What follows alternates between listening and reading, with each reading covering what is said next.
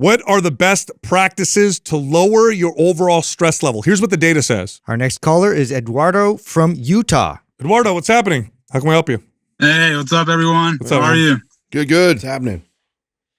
Hey, so real quick, thanks to you guys for your content. I've been using your content, in the last few months. Well, I've been consuming your content for years, but as an aspiring personal trainer, I've been programming my wife's workouts for a few months and using a lot of your content as the gold standard. So she's been seeing a lot of good results just from focusing on strength training, and I really appreciate that. Awesome. Great. Cool. So I'll get into my question. I have some background information too. I'm active duty military as a bomb technician, and I'm under a lot of stress constantly. I did not realize how much stress I was under for the last 6 years of my career until now, because I'm getting out of the military. I have found it difficult to relax, unwind, and be more present/mindful in the things that I do. This has affected my gains as well as my personal life. I always seem to be in a hurry or look at life as a box to check off every day. I have been able to progressively overload and gain about 10 pounds of muscle since 2020. I'm 6'1" at 185 pounds. Ultimately, though, the stress is stifling my recovery and my well-being.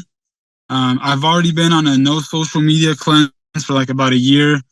I read before bed. I try to dim the lights, and I do some stretching every once in a while.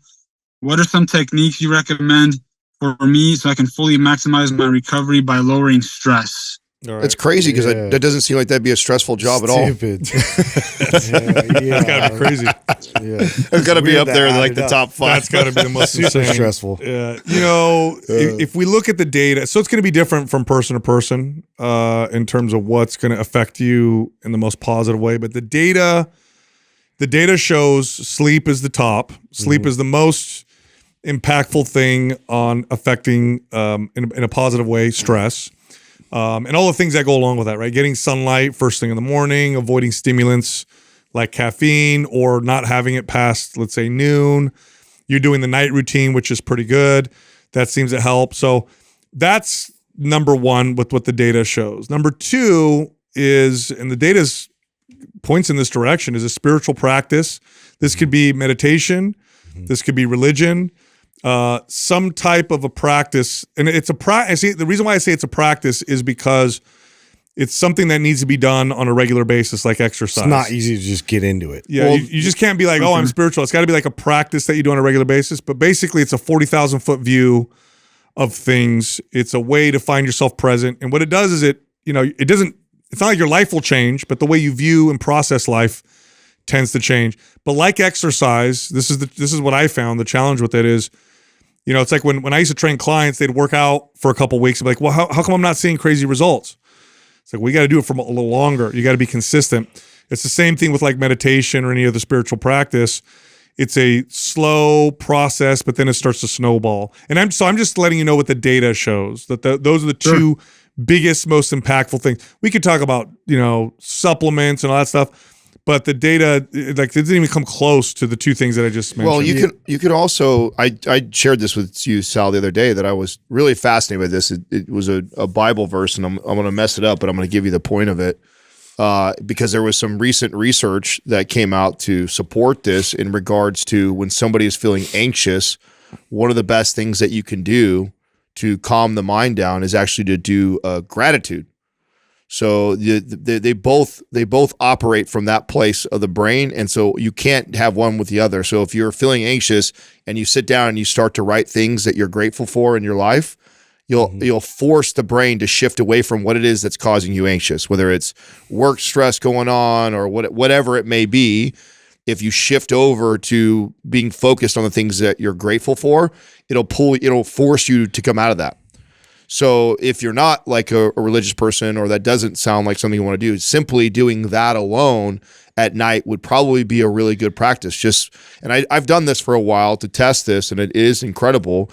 is just before bed, I sit down and 5 things I'm grateful for. And a lot of times I like to try and process something through the day, whether that was something that actually happened or maybe an over high level thing that my wife and kids or whatever, but I'll write them down, and writing down about those 5 things then shifts my brain over into all that stuff, and all of a sudden drifts me away from whatever it was that I was feeling anxious. This could work miracles at night. Yeah, I think the gratitude's amazing, and I think that's something that I've had to learn how to like systematically take time out to do that. One thing that I have shared on the show before, though, in terms of being able to get into that mindset, become more present, because I struggled a lot with carrying a lot of stress continuously and just, sort of bearing down and sort of weathering the storm all the time. Like, it was just something like my go-to was to internalize it.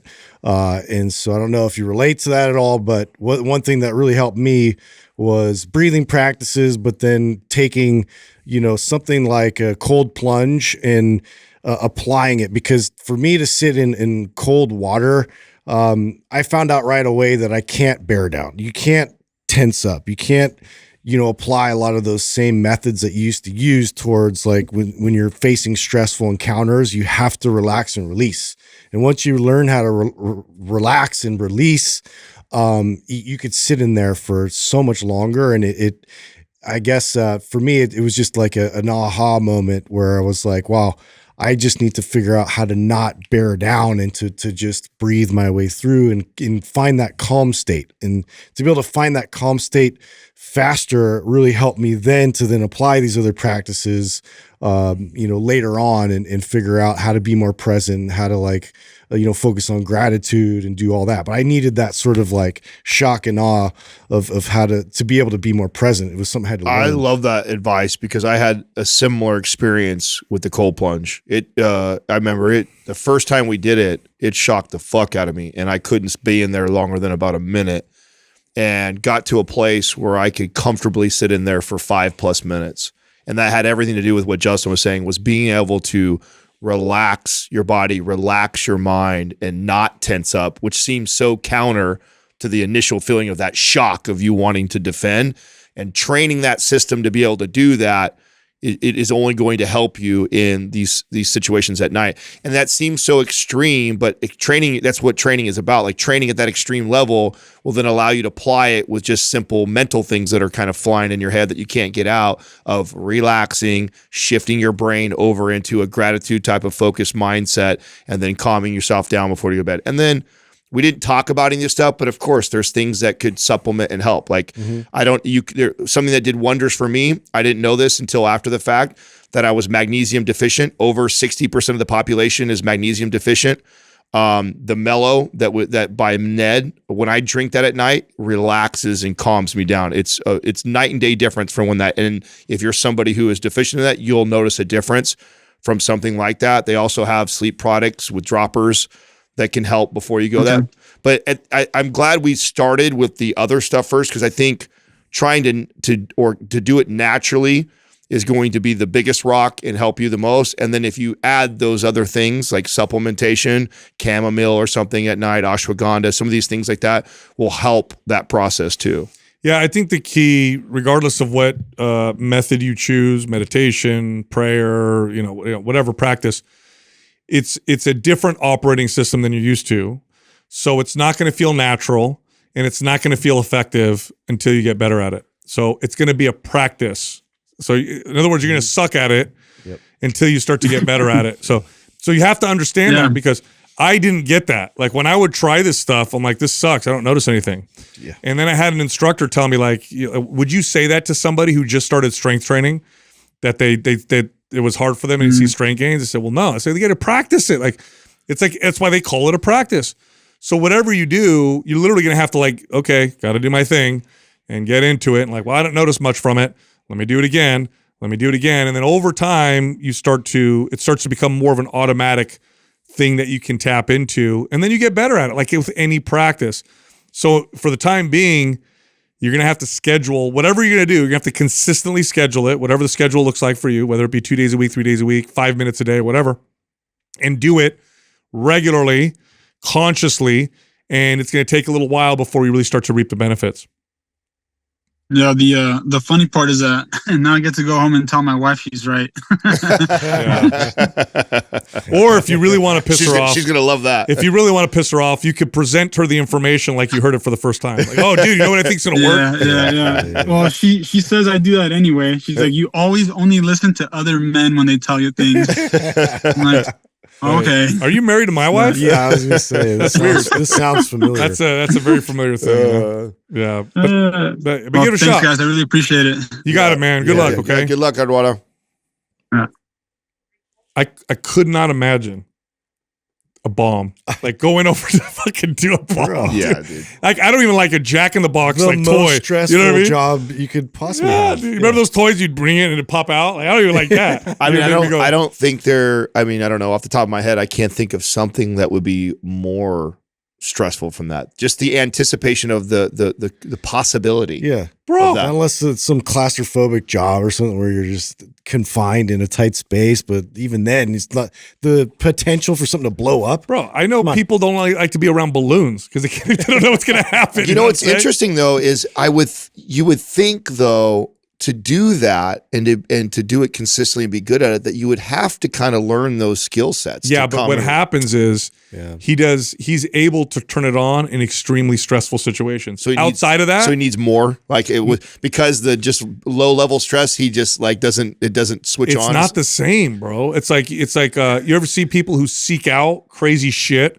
because it makes him feel calm. Yeah. Like there's athletes that are like that, you know? Well, that's what I mean. I mean that his day-to-day stuff is too low of a stress level that he doesn't switch over into what that he probably can't. He doesn't know how to like. And okay, and he's almost like seeking. He's almost seeking something more crazy. Bro, I used maybe to train, put a bomb under your bed. I used to train ER doctors that's how they focused was when the shit hit the fan. Yeah. And when they didn't do that, they just couldn't deal with it. So it's a totally different situation. And switching from that to like being a civilian, yeah, that's tough, man. That's tough, man.